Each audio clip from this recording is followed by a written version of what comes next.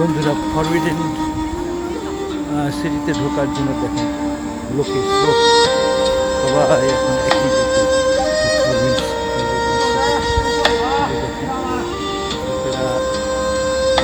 বিভিন্ন গ্রুপে গ্রুপে।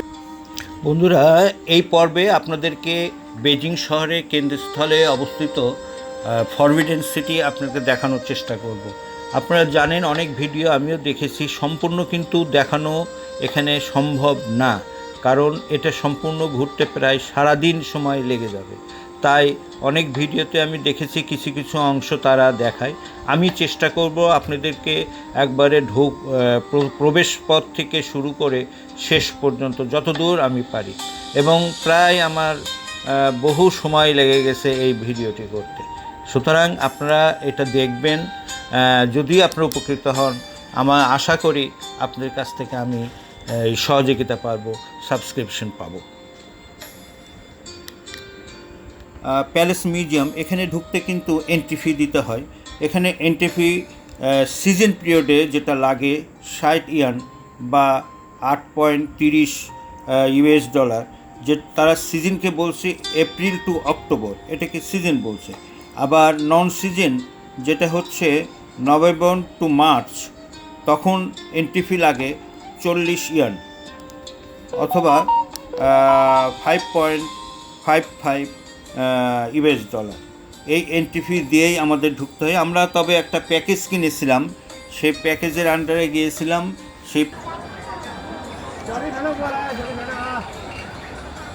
এটাই ফরবিডেন সিটির গেট। আমরা এখন এই ফরবিডেন সিটিতে ঢুকবো।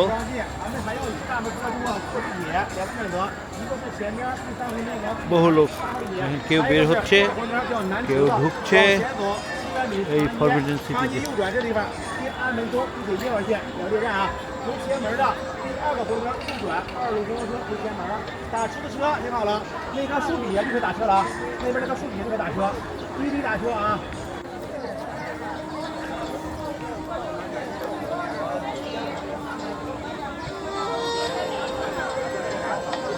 Forbidden city gate.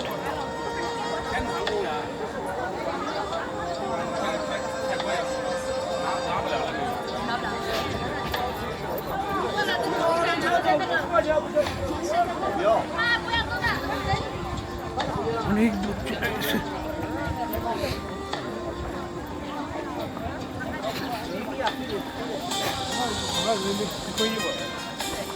Sorry,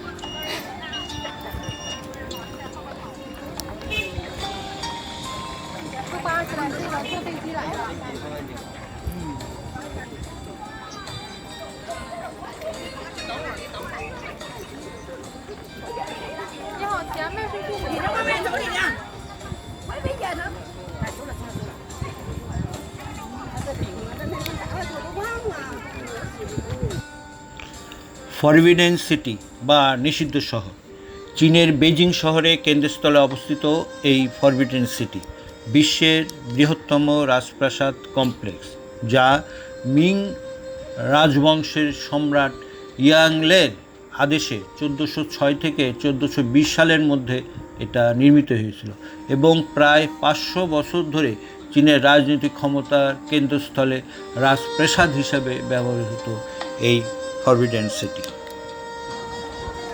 forbidden সিটির গেটের সাইডে বিরাট একটি টানে এই লেক। এটা আমার ধারণা এটা রাজাদের বা ডাইনেস্টিদের তৈরি লেক। তাদের বাড়ির আশেপাশে বেশ বড় লেক তৈরি করেছে।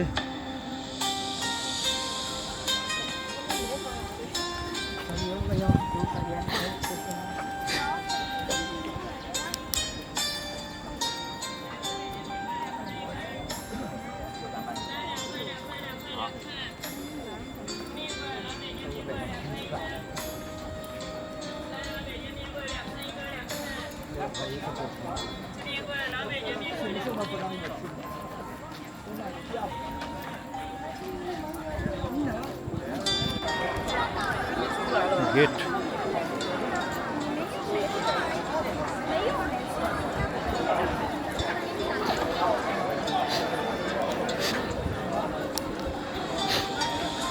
来，朋友们啊，启动一下啊，咱们稍微缓一缓。你们有抽烟的朋友啊，抽根烟啊，又到了检票口啊，待会就没收了。不让拍照也需要的吗？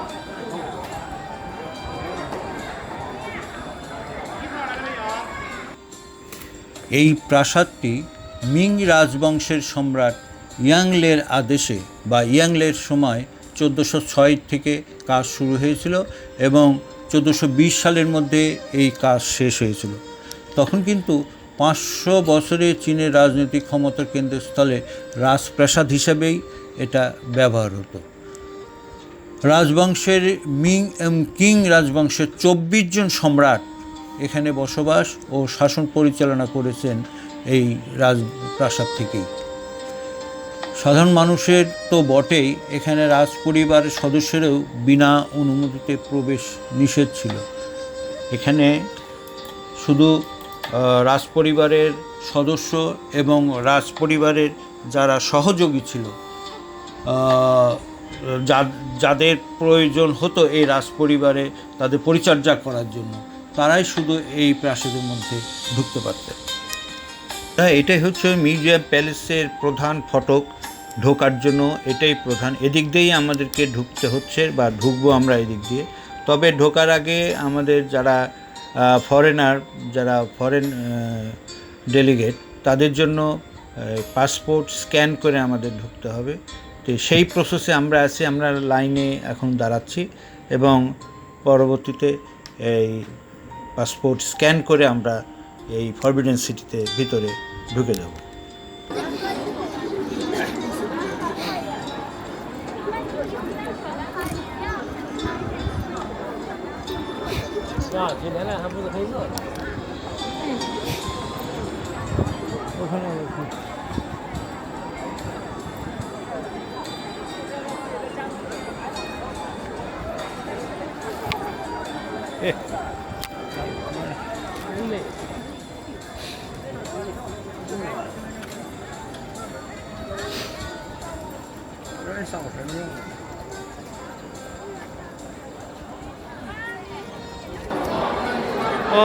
সুন্দর, এই হচ্ছে ফরবিডেন সিটি।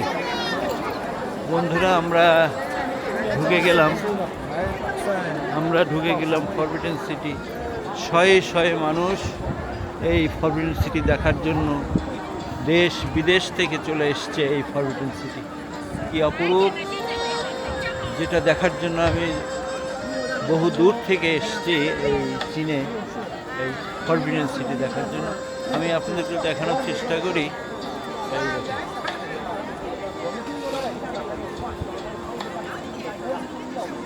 এটাই হচ্ছে ফরবিডেন সিটি। এই দেখেন, এখানে জিনিসগুলো দেখাচ্ছে।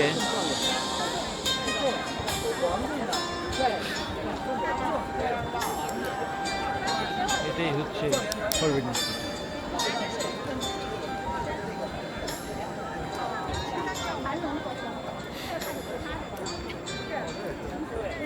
Forbidden City.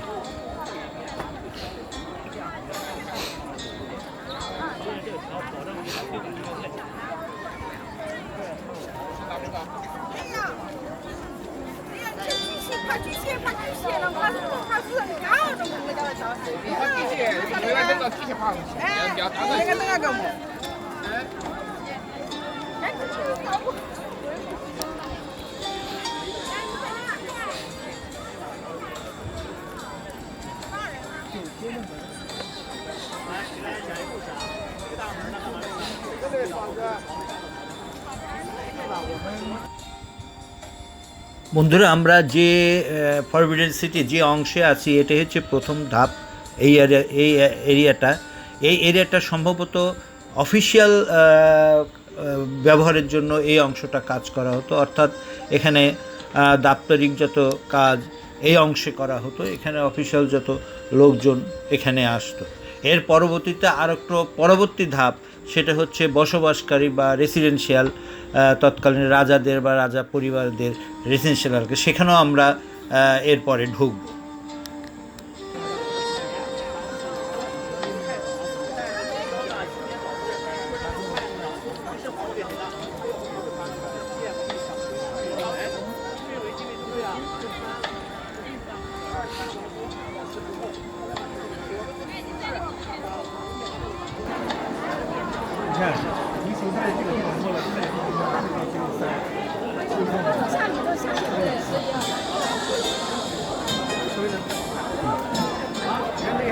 নিচে নিচে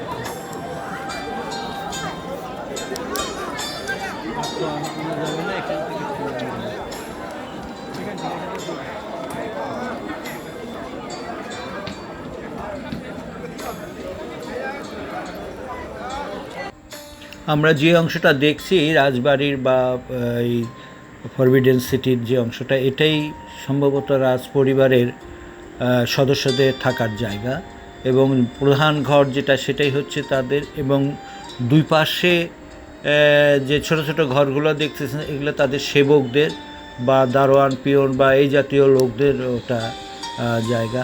আর মাঝখানে যে অপরূপ সুন্দর কারুকার্য, এটা আসলে অবর্ণনীয়। তৎকালীন রাজারা কিভাবে করেছে এটা আসলে এখনকার আমরা আর্কিটেকচারাল এত উন্নতি হয়েছে, এই অবস্থাও আমরা ভাবতে পারি না যে তৎকালীন পাথর দিয়ে, শ্বেত পাথর দিয়ে কত সুন্দর করে, কত অর্থ ব্যয় করে তাদের পরিবারের জন্য বা তার নিজেদের জন্য এত সুন্দর বসবাসের জায়গা করেছে। সত্যি এটা ভাবতে আমাদের খুব কঠিন হয়।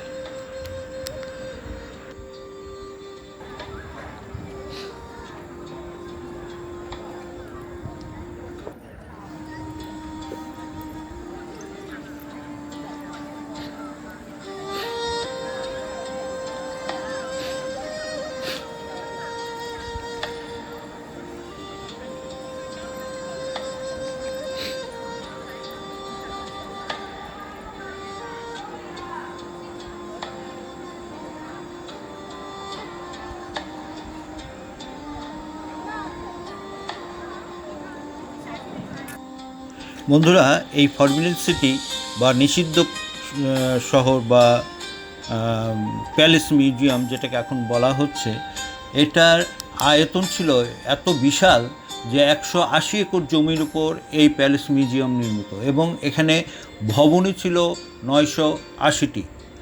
পরবর্তীতে যখন 1912 সালে এই শেষ সম্রাটের পুই পদত্যাগ যখন করলেন, রাজতন্ত্রের যখন অবসান ঘটল, তখন পরবর্তীতে 1925 সালে এটিকে প্যালেস মিউজিয়াম হিসাবে নামকরণ করে সর্বসাধারণের জন্য খুলে দিয়েছিল। তার আগে এখানে জনসাধারণের প্রবেশ নিষেধ ছিল।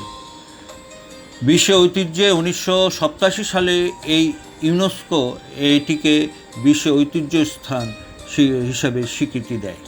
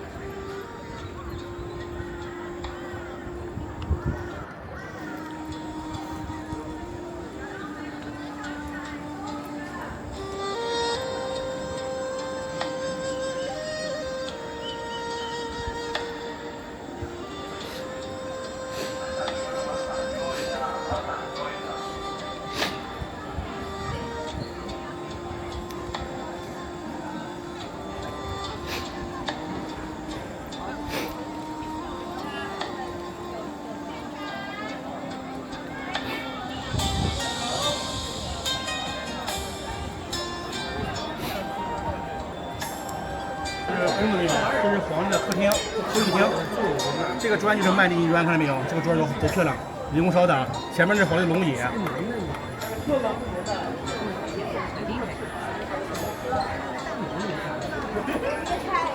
上面那个匾额叫“允直绝中”。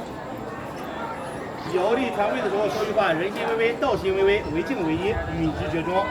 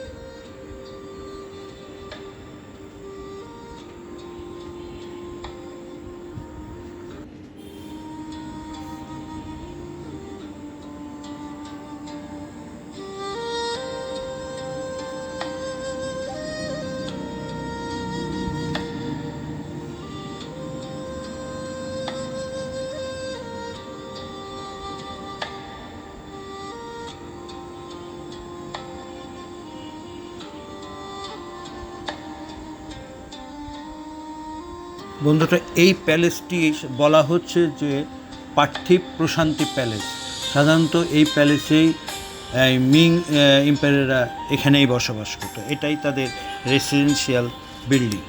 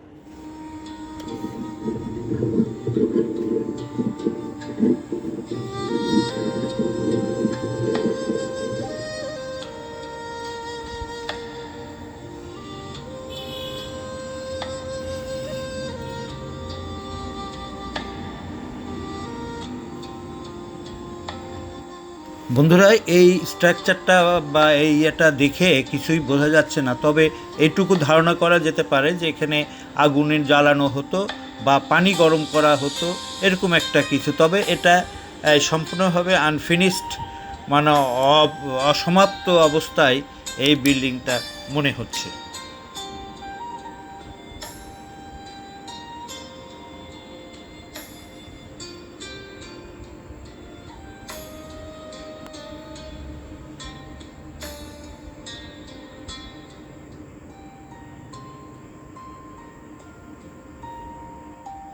এটা ফরবিডেন সিটির একবারে উত্তরে অবস্থান এবং এটা একটা রাজবাড়ির, মানে এই প্রাসাদের একটি বাগান।